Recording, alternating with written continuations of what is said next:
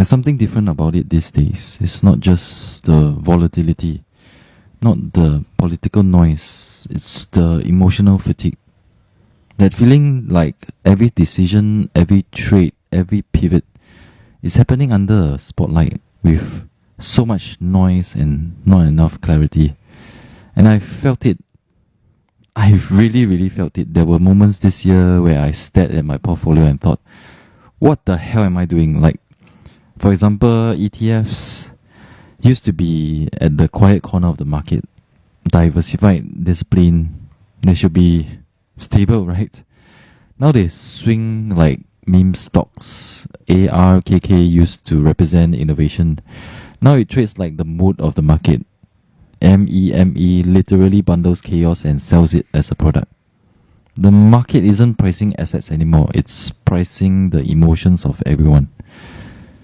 That's why I built systems not to chase alpha, not to predict the next move, but to protect cadence, to reinforce clarity, and to make sure that when things get crazy, I have something quiet and reliable to fall back on.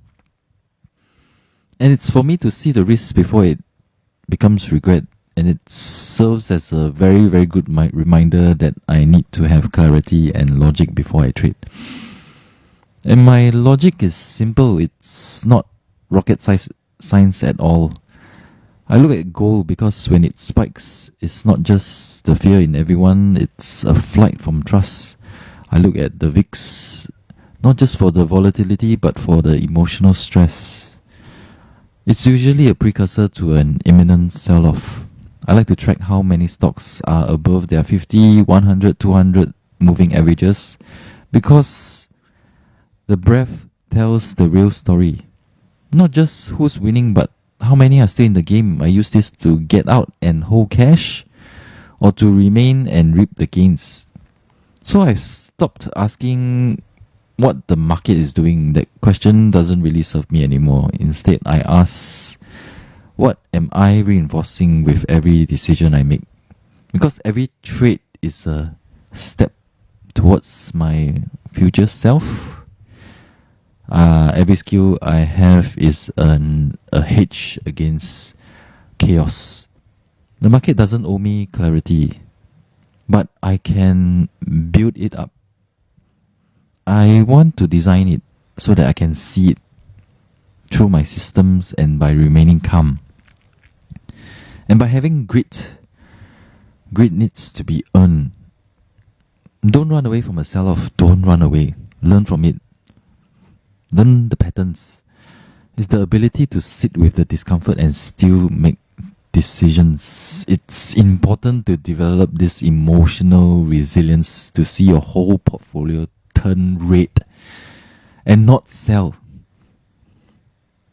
This is the muscle you need to build.